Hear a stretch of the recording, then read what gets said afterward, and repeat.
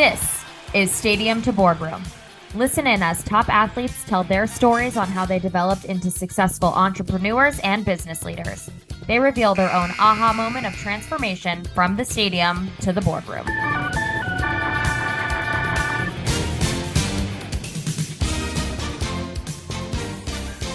Hello, America. I'm Robert Reith. And I'm Len Green. And welcome to Stadium to Boardroom. This is the show where we talk about people who've taken ideas and great success in sports and transferred it into business. Our guest today is Steve Jones. How are you, Steve? Good. Thank you for having me. And Steve has done something very few people have done. He was in football in college, and then he took all the principles from football, and he became a CEO of a company doing $12 million with 400 employees. He grew that to $20 billion with 800,000 employees, which is the third largest private employer in all of America. So, Steve, the first thing I want to know is, are there lessons in sports that apply to business or not? Oh, absolutely. First and foremost, if you play sports, if you played a sport, it takes hard work and dedication and commitment. And, all of those words apply to business. Everything I just said applies to business. The next thing is, in sports, you have to prepare. You whether in football, you're running the same play over and over and over again, hundreds and if not thousands of times throughout the season. So when you run it in a game, right, you run it perfectly. In business, you have to prepare, right? And if you want to be great in business, you have to be well prepared. And then look, I think the game of sports, and my sport was football.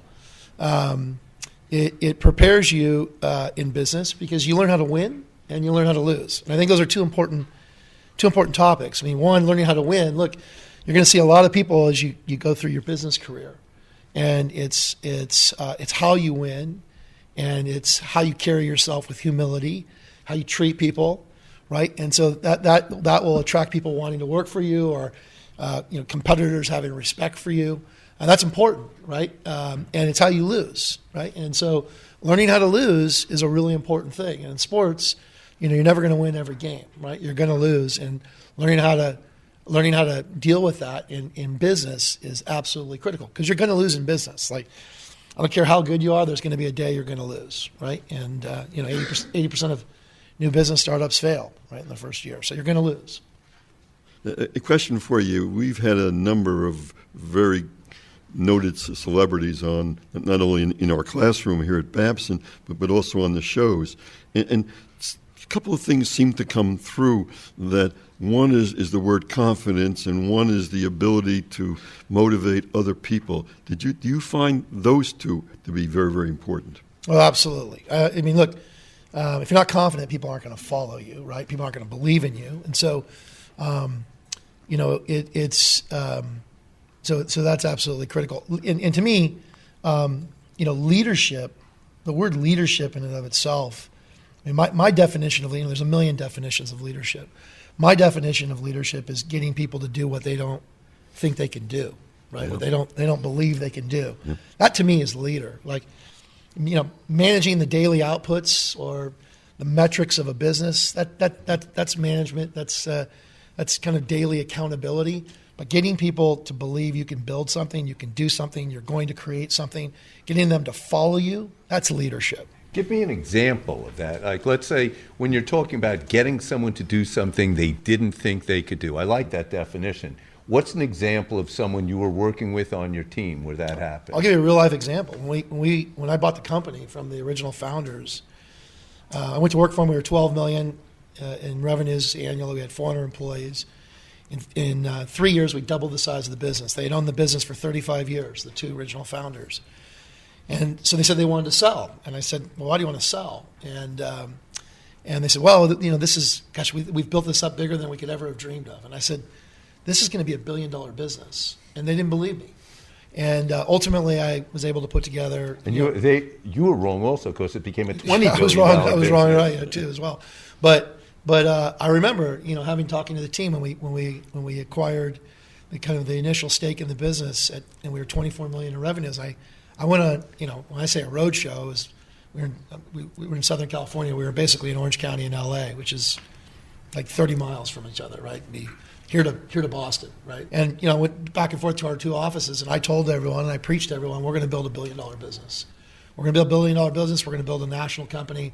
We're going to be one of the best in the industry. And I willed them to believe it, right? And they did. I mean, because it takes a team, and I'm sure we'll talk about that. But you're not going to build a big company by yourself. You're not going to build a great company by yourself, right? It takes people, and so you've got to be able to have leadership to be able to get people to buy in to your vision, to your dream, to what you're trying to do. Okay, two questions from my side. We've had the pleasure in the class and in the world to see so many entrepreneurs, and they usually come in and say, I saw an opportunity. I saw something that other people didn't see. I saw the opportunity not only to solve a problem, but to grow it into a huge solving of problems. Did that aha moment happen to you? It did. So two ways. First way, when I came into the industry, I worked for two Fortune 500 companies and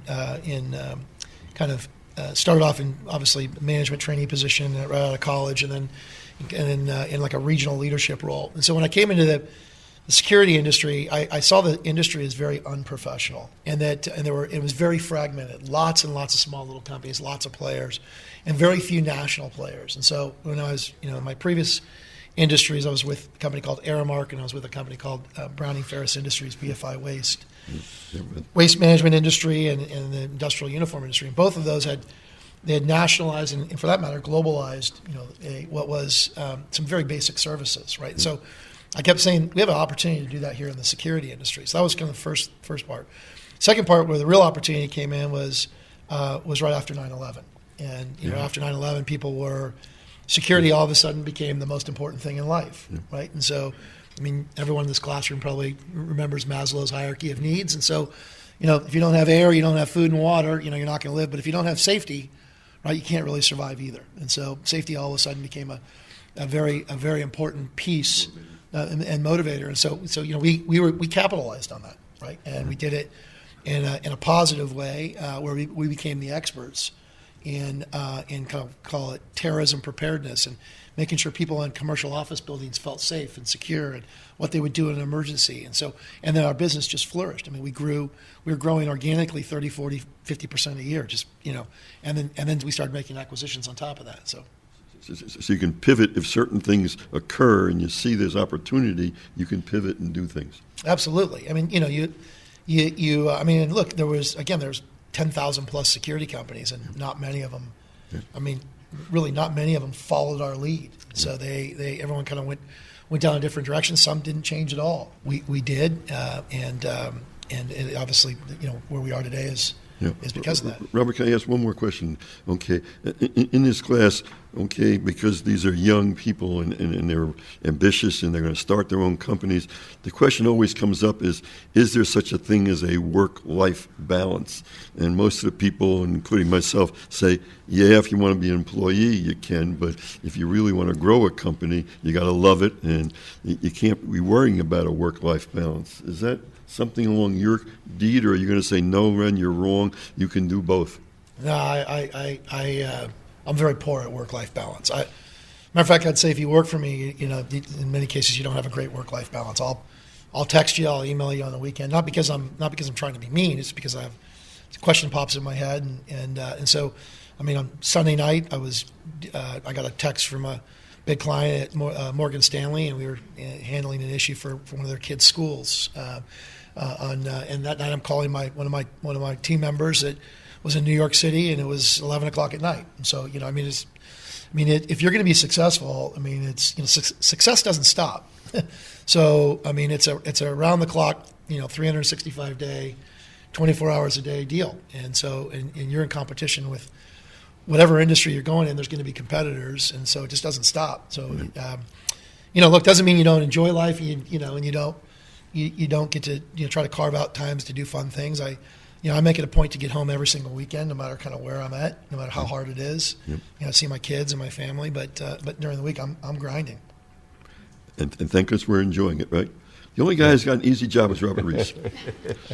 Yeah, well, when you talk about work-life balance, so I was interviewing Ron Shake, the founder of Panera Bread, maybe about 2 weeks ago or something, and he said, well, you can have it all, you just can't have it all at the same time, and we so know that. So we're about to take a commercial break, and when we come back, we are going to find out from Steve Jones, who runs a business with 800,000 employees. So beyond Walmart and Amazon, the largest employer in America, we're going to find out the secrets of building a culture when you've that many people.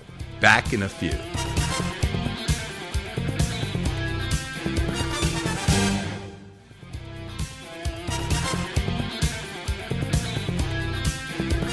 Hi, this is Robert Reese. And Lynn Green. Back on Stadium to Boardroom, and we are talking with Steve Jones. And Steve Jones, you have now 800,000 employees. How do you really build a culture, and do you even focus on culture when you've that many people? Yeah. Well, you have to focus on culture. I'm sure all the students in here have heard, culture trumps strategy. It does. I'll tell you, it's not. There's a reason why they say it all the time. It's a reason why it's in every business book or magazine. Is because it's absolutely true.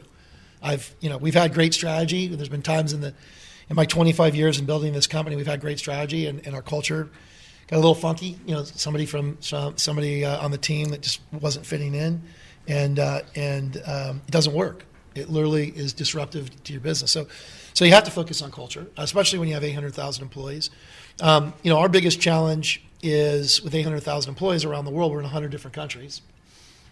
So our biggest challenge is if you go a couple of levels down in the organization, the senior levels of the organization in some of these countries, no one speaks English. So, our ability to communicate and get our messages across and really drive our culture is that much more challenging. And there's a lot of business leaders out there, maybe they'll disagree with me, but I find, if I'm going to follow someone, I want them right there with me, right? So if we've got a project and we're going to work all weekend, then I'm going to be working all weekend with my team. I'm not going to be at the beach and coming back on Monday and asking them, hey, did we get the project done and how did it turn out, right?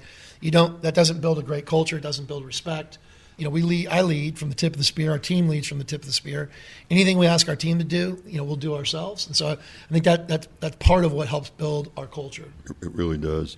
Okay, I also found that it pushed me further than I thought I could be pushed. I thought my mind would tell me I'm tired, okay, and yet when I pushed harder to accomplish something and did accomplish it, I said, gee, there are no barriers. Your mind is your barrier. So when I got into business, I said, hey, adversity, pile it on, baby. I'm ready for you because I've done it. Yeah. Is that similar? 100%. Business to me is, look, when I say it's easy, meaning the work side of it's easy, right? It's and I always tell everyone this, or tell our team this, like no one's going to outwork me. Literally, if we're going to have a contest to say, let's see who can stay up for the next 7 days and literally not sleep, let's go. We'll just and so no one's going to outwork me, and I try to select people on our team that have that same mentality because to me it's not physical, it's just mental, right? And the difficult thing about sports is it's mental and it's physical. So you're dealing with all the mental aspects, and then physically, you're breaking down or you're failing. So and that plays another trick on you mentally, right? When your body starts to fail on you physically, or you don't perform physically, it starts to play mind games with you. So in business, it's just controlling that mental aspect. And I think again, if you're willing to grind and really willing to work your tail off and put everything you have into success, you have an unbelievable opportunity to create it. Here in class, okay, we form teams, okay, but the CEO has the right to fire certain students who don't perform. The students have a right to fire CEOs, and the concept is a little bit hard for the students to realize sometimes, but to me, it's a real lesson in real life. You got any comments on something like that? Oh, 100%. Look, my favorite quote personally is the football coach at University of Alabama, Nick Saban, who's again, I've had a chance to meet with him, sat in his office for about 45 minutes and talked to him. asked him a couple dumb questions I wish I could have taken back. But one of the comments he likes to say is, mediocre people don't like high achievers, and high achievers don't like mediocre people. And I believe in that comment wholeheartedly. I believe in every aspect down to my bone. Like when I'm putting together my team and I'm working, I'm grinding, and we're going, 100 miles an hour, 7 days a week. If I've got someone on my team that's not willing to do that, I don't want to be around them. I literally don't want to be around them. And quite frankly, I don't think they want to be around me, because it exposes the fact that they don't want to work that hard, right? So and that's okay. It's just you got to find the right fit. I mean, fit's very important, right? When Jack Welch was asked at GE what he does every year to make his company more successful, he says, fire 10%, okay, because those are the losers. And if you leave them around, then everybody else falls to their level, whereas I'm showing the world that I have high achievers. Yeah. So what's funny, we grade. So I know that Jack Welch. I read his books, heard him talk about it, and I don't disagree. I don't 100% agree in that it's tough sometimes just to pick a number and say we're gonna eliminate that in the organization, that many heads in the organization. Here's what we do. We rank everyone A, B, or C, and that's simple ranking. But here's the A. These are your winners, right? These are your performers. They're going to perform every day. Your C players, you already know. You have to get rid of your C players, right? I mean, it's either coach them up or coach them out of the organization. What I think kills organizations is the B players. We call them the killer Bs, and I talk about it all the time with our organization. The problem is why does a B player kill your organization? Because they're never going to perform like an A player, and they're not bad enough that we're going to fire them. So they just sit there, and you get mediocrity. What advice do you have to people who are in their 20s and their 30s, maybe older, but want to be entrepreneurs, want to be really successful? If you could codify that, Steve. Yeah. Have your dream, right? Have your vision, right? And then go all in with everything you have on that from a passion standpoint and what you put behind it in terms of hard work and success. And then what I'd also say is, be careful with who you surround yourself, right? And in life, I'm sure you guys will see this, or you've seen this in your personal lives, in that, when I would talk to people about my vision, my dream, right? I'm going to build $1 billion security company. And as you said, we far exceeded that, right?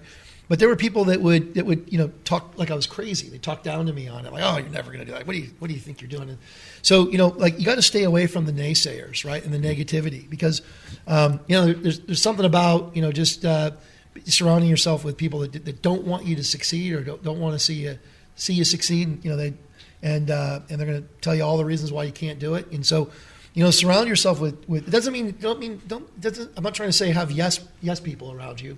You need people to tell you the truth, right? And it's really important you have a mirror in life. You got to have a mirror. I tell my kids this, like, all their teachers tell them how great they are. In sports today now, everybody gets a trophy, and every coach, they say a kind word about someone in the banquet, and I'm going, this kid couldn't even play, right? And so that's just kind of different than when I grew up. So you got to have a mirror. And so have that mirror, but surround yourself with people that want you to succeed and have positive energy, that want to help you succeed. Because there's going to be a lot of naysayers out there, and it makes it even that much more difficult. And there you have it. We've been speaking with Steve Jones. Just think about this. Adversity is great, and a key thing to watch out for is the killer bees. You don't want to keep those in your organizations. You get the A players in there and move the C players up to A players. Thank you.